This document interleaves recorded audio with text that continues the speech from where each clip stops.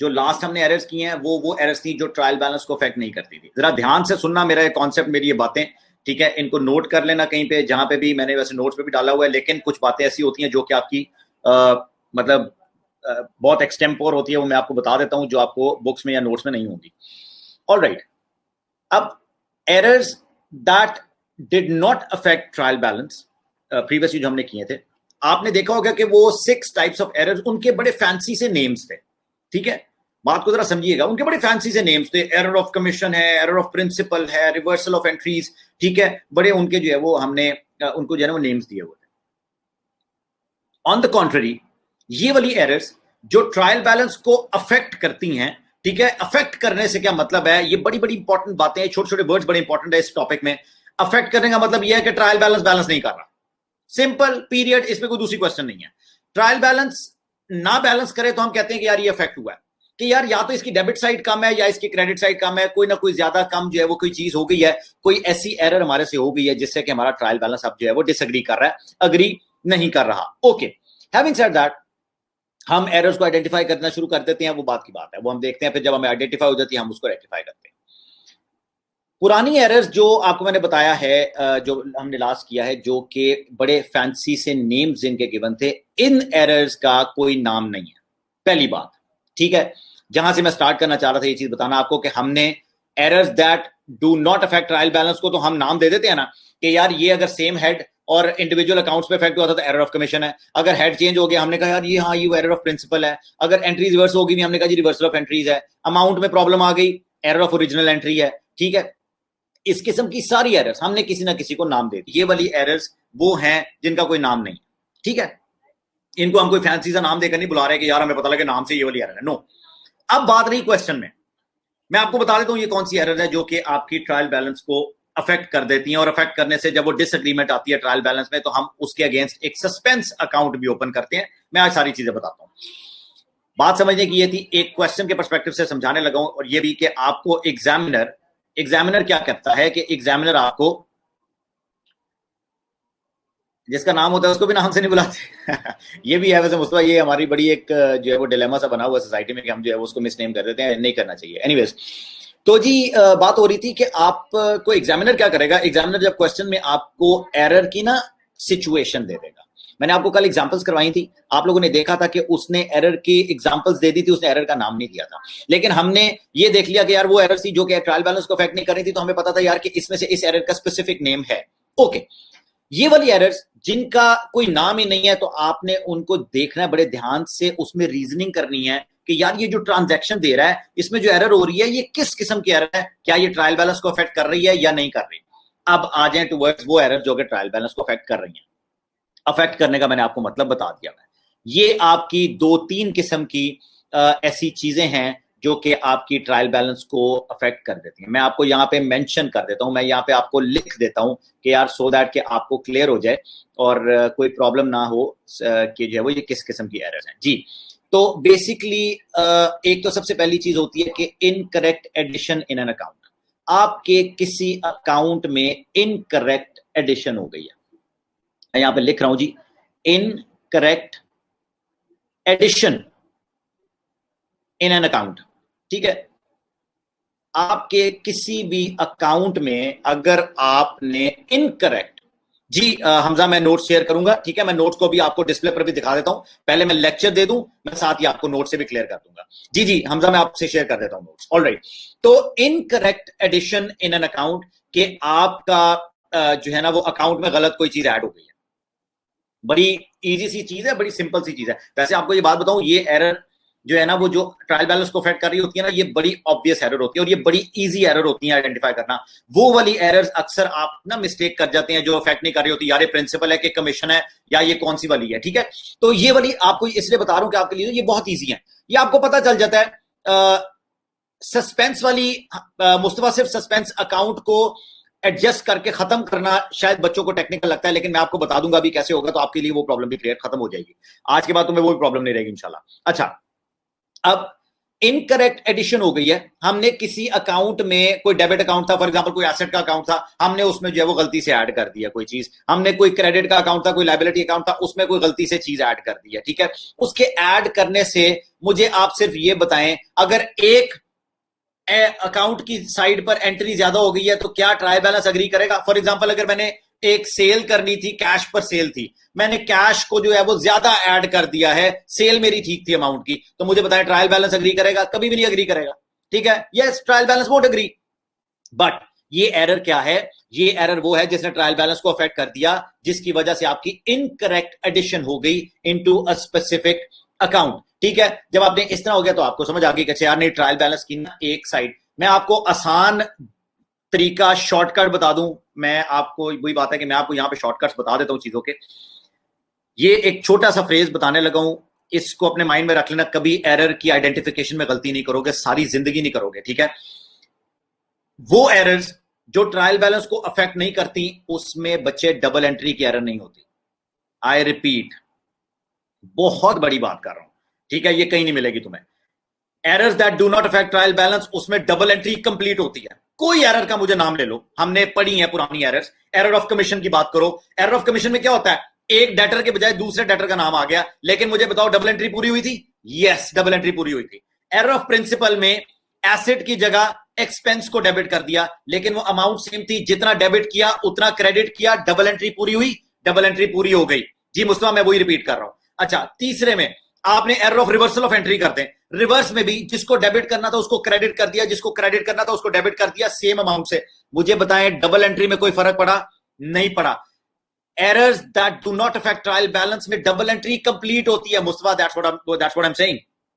उसमें double entry complete होती है, जबकि errors that affect trial balance, इसमें डबल एंट्री ब्रेक हो गई होती है। I repeat, double entry break हो गई होती है। जब डबल एंट्री ब्रेक हो जाए तो मुझे बताओ, अगर डेबिट और क्रेडिट ही डिफरेंट हो जाएंगे तो ट्रायल बैलेंस कभी एग्री नहीं करेगा। मेरी बात को याद रख लोगे? मेरी बात को, जी मैं एग्जांपल देता हूं हमजा, मेरी बात को याद रख लेंगे? इतनी सी जो मैंने आपको की है इसको याद रख लें बस। ठीक है, डेबिट क्रेडिट की एंट्री समझाता हूं हमजा। ये 3 पॉइंट्स लिख लूं जो आपके ट्रायल बैलेंस को अफेक्ट करते हैं। एक हो गई incorrect addition into an account. ठीक है जी। दूसरा होता है making an entry on only one side of the account. Making an entry on only one side of the account. making an entry on only one side of the account। आपसे सिर्फ एक side पर entry हो गई है। अब जो है वो अकाउंटेंट गलती कर सकता है यार, इंसान है, कोई बड़ी बात नहीं है। उसने क्या किया, कोई टाइपो एरर हो जाती है, मैं कहता हूं किसी भी किस्म की एरर हो जाती है। आप सिस्टम में एंटर कर रहे हैं, ठीक है, एंटर करते करते डेबिट कर दिया, उसको समझा कि उसने क्रेडिट भी एंटर कर दिया, वो नहीं एंटर हुआ होगा, एरर हो गई ना, गलती हो गई। ठीक है, एग्जैक्टली गलती हो गई उससे। अब डबल एंट्री की गलती हो गई है।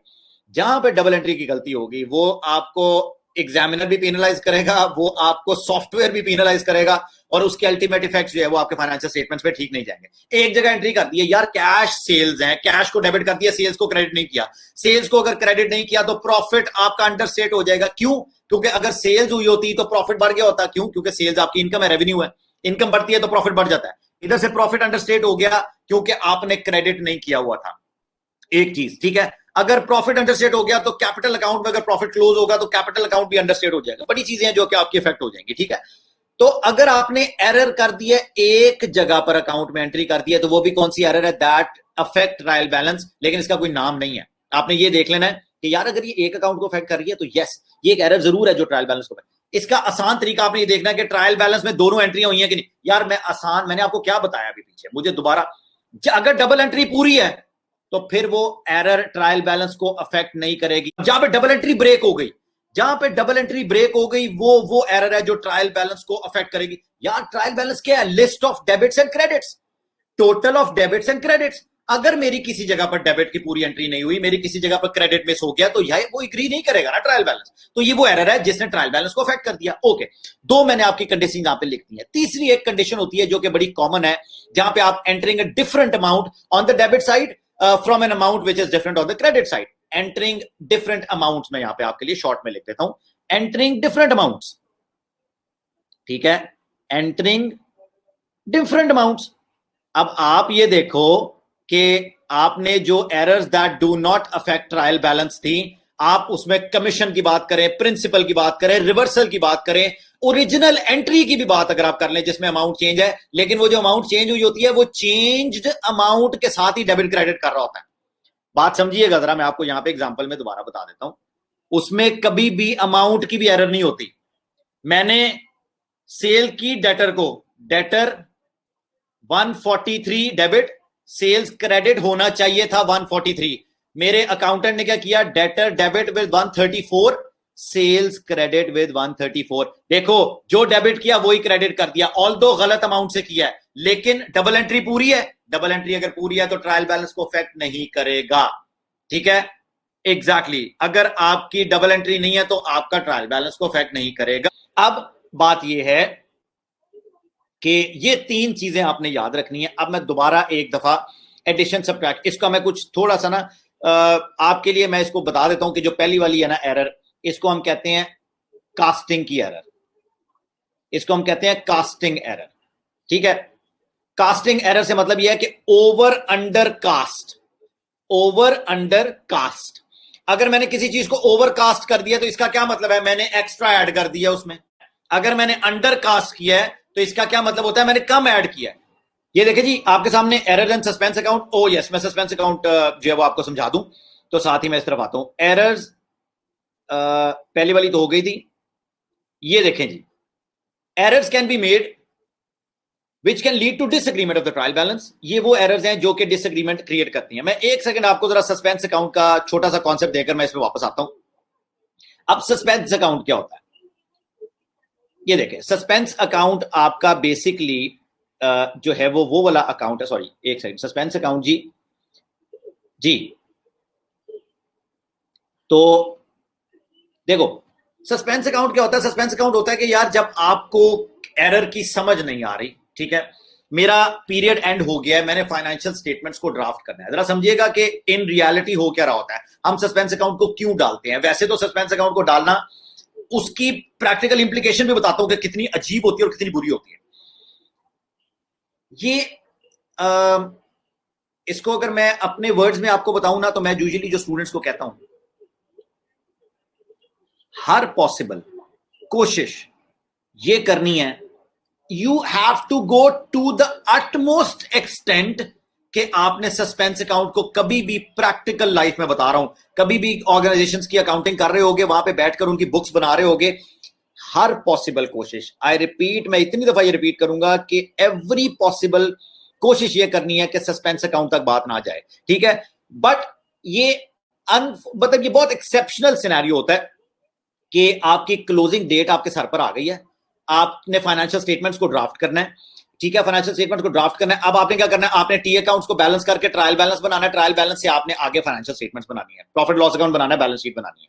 ठीक है, अब ये वो बहुत एक्सेप्शनल केस मैं बता रहा हूं जिसमें पूरा साल आपसे एरर आइडेंटिफाई नहीं हो सकी, आपको समझ ही नहीं आई कि यार मेरी कौन सी एरर है। आपने ट्रायल बैलेंस बनाना है। अब आपने ट्रायल बैलेंस बना दिया।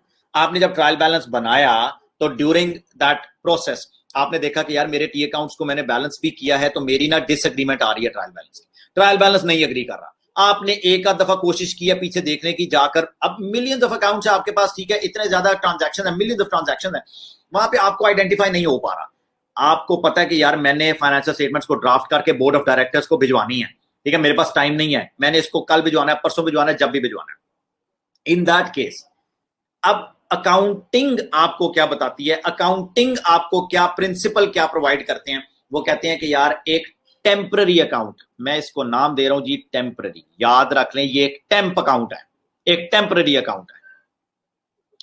कभी भी ये परमानेंट अकाउंट नहीं हो सकता, इसकी कोई इतनी हैसियत नहीं है, इसकी कोई इतनी एग्जिस्टेंस नहीं है कि ये जो है वो आपका अकाउंट एग्जिस्ट कर सके फॉरएवर।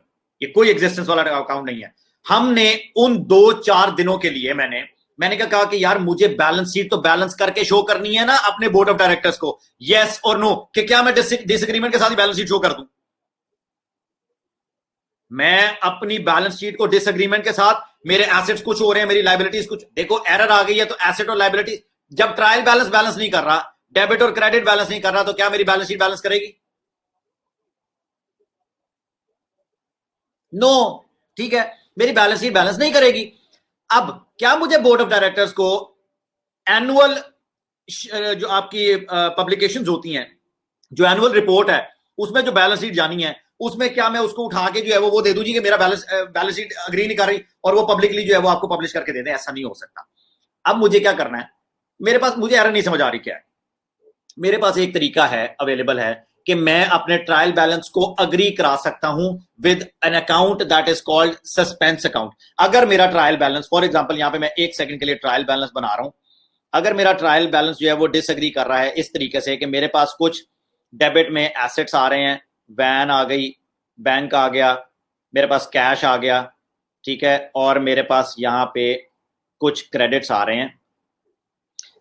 डेबिट में मेरे पास लेट्स से 1000 यहाँ पे है, 2000 यहाँ पे है, 3000 यहाँ पे है, ठीक है, और मेरे पास एक जो है वो ट्रेड पेबल्स आ रहे हैं, ठीक है जी, और ट्रेड पेबल्स मेरे पास जो है ना वो 2000 के आ रहे हैं। फिर उसके बाद मेरे पास जो है वो आप कैपिटल कह लें, एक और नाम ले लेते हैं यहाँ पे, अच्छा जी, मेरे पास कैपिटल आ गया 1000 का, ठीक है जी, ये एक एग्जांपल के तौर पे समझा रहा हूँ। अब मैंने इनका टोटल किया, मैंने जब इनका टोटल किया तो मैंने देखा कि यार मेरे पास 6000 के टोटल एसेट्स होने चाहिए, ये मेरा टी अकाउंट मुझे बता रहे हैं, ये मेरा ट्रायल बैलेंस मुझे बता रहा है। अब यहाँ पे भी मेरे पास 6000 होना चाहिए, लेकिन यहाँ पे मेरे पास 6000 है, मेरे पास 6000 नहीं है।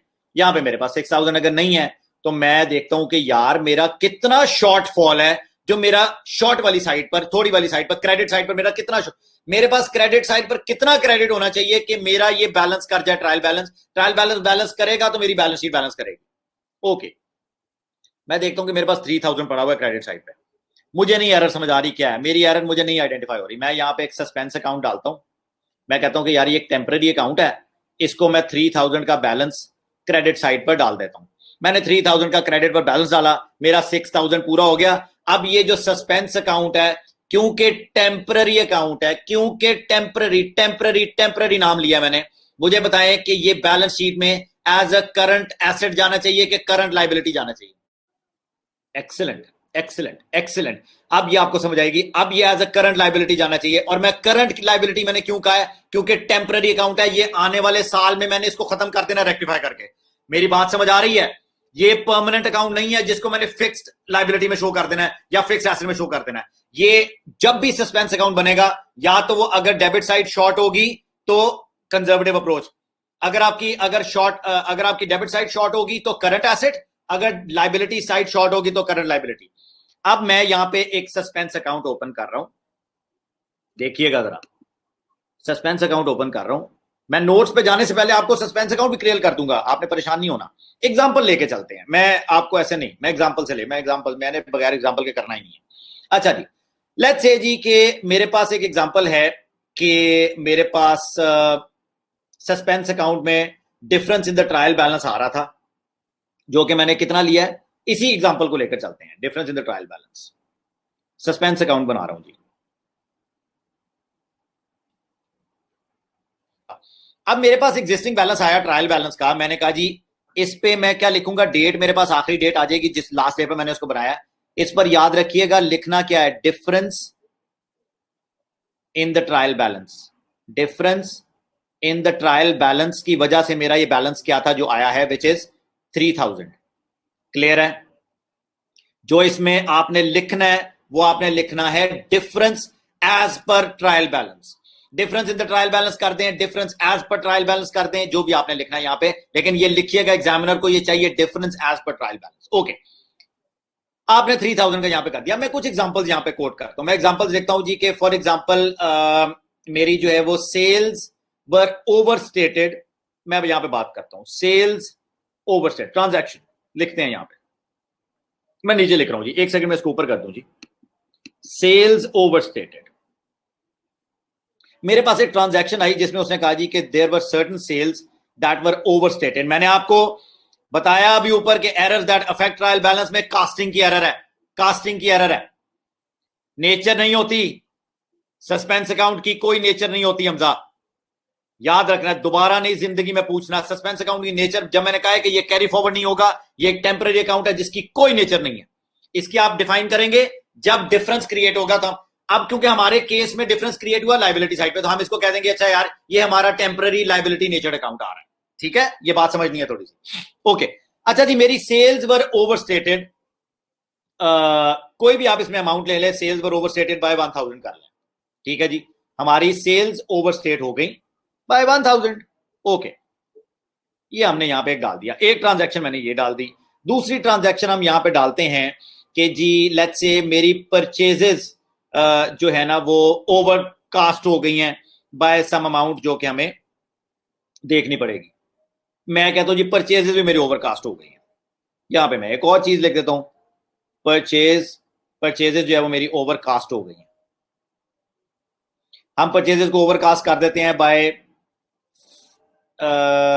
अगर वो 3000 है, ये 1000 है, तो इसको आप 4000 कर दें। ये ले, ये जी मेरी परचेजेस भी जो है वो ओवरकास्ट हो गई हैं बाय 4000। अच्छा, अब आप देखें कि ये क्या हो रहा है।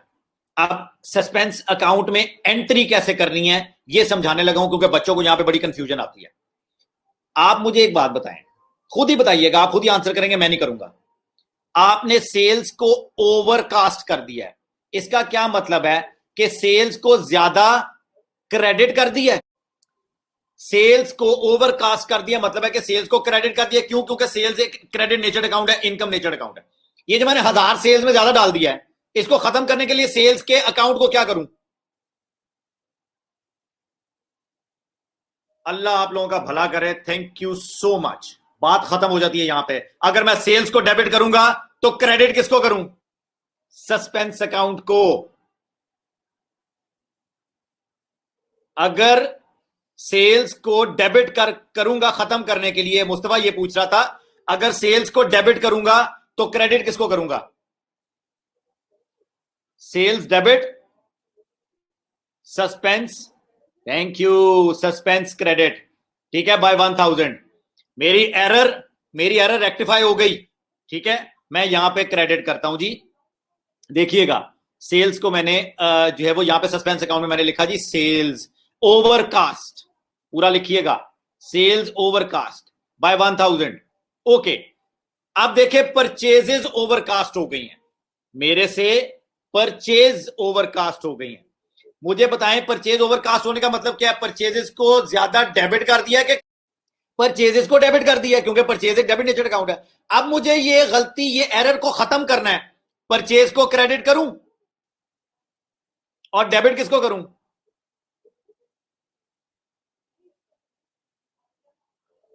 Thank you. ये देखो, एरर भी मेरी रेक्टिफाई हो गई। Purchase overcast bye 4000।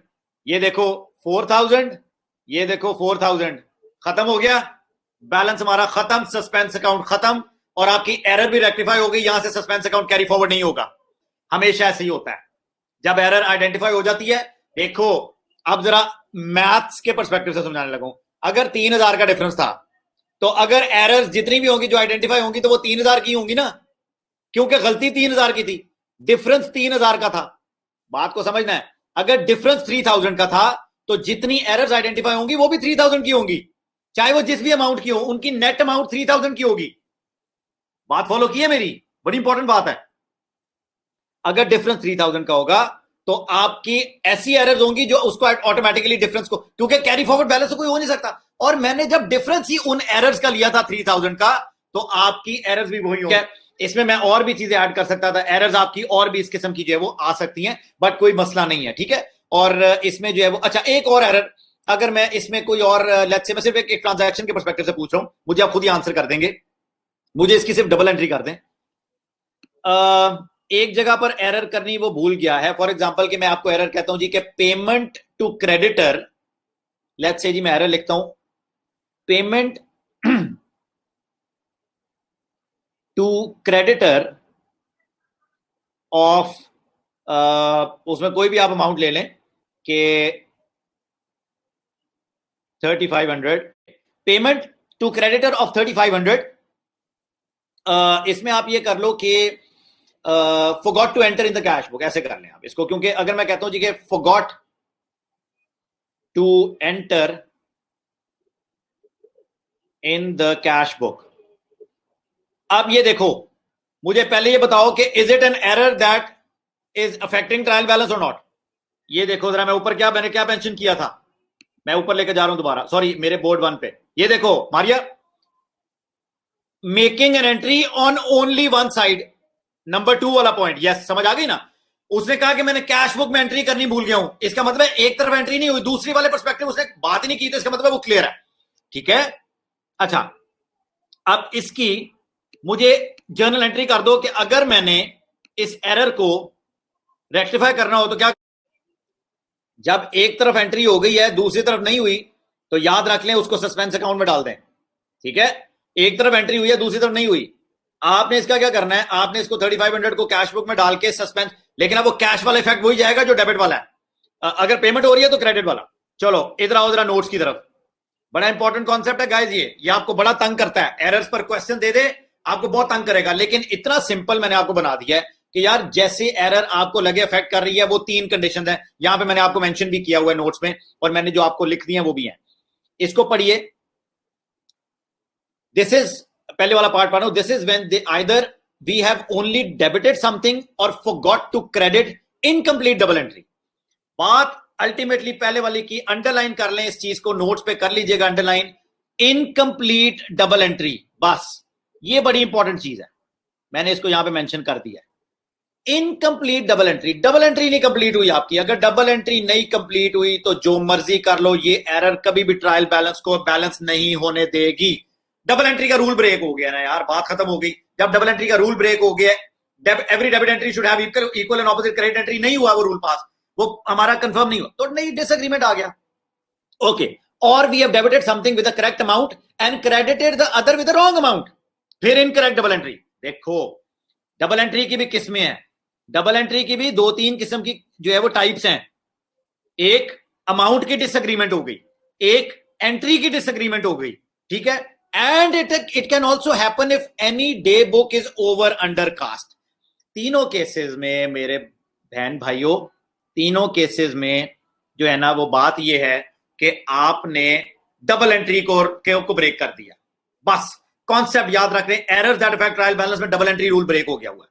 अब आपने उसको जब रेक्टिफाई करना है तो एक की डबल एंट्री को पूरा करना है, और उसके बाद जो है वो आपने दूसरा सस्पेंस अकाउंट में डाल देना है, अगर आपके सस्पेंस अकाउंट की बात करें तो। अच्छा यहां पे ये भी स्पेसिफाई कर दूं, अगर क्वेश्चन में सस्पेंस अकाउंट का जिक्र नहीं किया तो मेरे भाई प्लीज सस्पेंस अकाउंट ना डाल देना। अगर क्वेश्चन में, आई रिपीट एक्सप्लिसिटली, अगर वो बताएगा, अगर सस्पेंस अकाउंट वाला क्वेश्चन देगा तो आपको बताएगा कि यार मैंने सस्पेंस अकाउंट इसमें इंक्लूड करना है, अगर नहीं करेगा प्लीज अपनी मर्जी से सस्पेंस अकाउंट ना डाल देना उधर, बिल्कुल नहीं डालना। ओके, अच्छा जी, तो sales day book undercast overcast होती है, ये भी मैंने आपको जो है वो मेंशन कर दिया। फॉर एग्जांपल मैंने यहां पे लिखा है कि देखो sales day book is undercast. अब अगर सेल्स डे बुक अंडरकास्ट होगी, इसका मतलब यह कि सेल्स को रिकॉर्ड नहीं किया, या जरा नोट्स पे कॉन्सेंट्रेट करना, बात करते हैं इस पे। अगर सेल्स जो है वो आपकी अंडरकास्ट होगी है, विच मींस के सेल्स को मुझे और रिकॉर्ड करना है। अब अगर मैं सेल्स को रिकॉर्ड करूंगा तो सेल्स को क्रेडिट करनी पड़ेगी, सेल्स क्रेडिट करूंगा तो डेबिट किसको करूंगा, सस्पेंस अकाउंट को। आगे, also sometimes an error is made in the list of debtors और क्रेडिटर्स, कभी डेटर्स एंड क्रेडिटर्स की लिस्ट में भी एरर आ जाती है। ये इसको पढ़ लेना यार, ये बड़ा सिंपल है, इसमें कोई मसला नहीं है। ठीक है, इसको आपकी पढ़ने के लिए यहां पे एक और चीज बतानी थी, व्हाट इफ, ये बड़ा इंपॉर्टेंट क्वेश्चन था जो कि मैं आपसे एक्सपेक्ट कर रहा था कि आप मुझे करेंगे, बट अनफॉर्चुनेटली किसी ने नहीं किया। What if there is still balance left in the suspense account? हमने एरर्स को आइडेंटिफाई किया, हमने सस्पेंस अकाउंट बनाया, ठीक है, अब हमारे पास फिर भी बैलेंस रह गया, क्या करें? नीचे आंसर मैंने लिख दिया, this means all the errors are still not found. Carry forward वाला, फिर वही बात आ गई, मैंने कैरी फॉरवर्ड नहीं करना इसको, मैंने कहना यार कि नहीं कोई एरर है जो मेरे से मिस हुई है। अगर ये एरर में गलती, अगर बैलेंस में गलती आ रही है तो मेरी कोई एरर है जो आइडेंटिफाई नहीं हुई मेरे से। अगर सारी एरर्स आइडेंटिफाई हो जाएंगी तो 100%, मतलब 200% आपका सस्पेंस अकाउंट क्लियर हो जाएगा बैलेंस होके, क्योंकि यार सस्पेंस अकाउंट में अमाउंट ही वही डाली है जो एरर्स की अमाउंट है। तो अगर सारी एरर्स आइडेंटिफाई हो जाएंगी तो ऑटोमेटिकली वो नेट हो जाएगा, वो कैंसिल हो जाएगा। अगर स्टिल कोई बैलेंस पड़ा हुआ है सस्पेंस अकाउंट में, इसका मतलब है कि तुमने अभी भी कोई एरर है जो आइडेंटिफाई नहीं की, जो अभी भी तुमने उसको एक्सप्लोर नहीं कर सके। So you need to put in more effort and explore कि यार कहीं ना कहीं अभी भी एरर है। ठीक है, this means all the errors are still not found. ठीक है, exactly. If the balance comes to on the debit side then treat it as a current asset in the balance sheet. हम उसको temporary account, मैंने आपको बताया है कि temporary आप उसको बैलेंस करने के लिए शो कर देंगे जी करंट एसेट में। If it comes on the credit side then it is treated as a current liability. ठीक हो गया जी। और करंट लायबिलिटी और करंट एसेट में हम उसको शो कर देंगे, आप टेम्परेरी उस बेसिस पर उसको बैलेंस कर देंगे, बैलेंस करके आपने अपनी बैलेंस शीट बना देनी है, ठीक है। और पोस्ट बैलेंस शीट पीरियड आपके पास एक होता है, उसमें हम फिर एरर्स को आइडेंटिफाई करके इसको खत्म कर देंगे, ठीक है, इसको कैरी फॉरवर्ड नहीं करेंगे।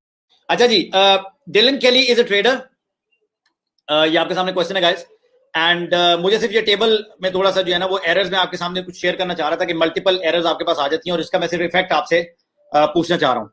After the preparation of his draft income statement for the year ended 28th February 2015, some errors were discovered. Okay.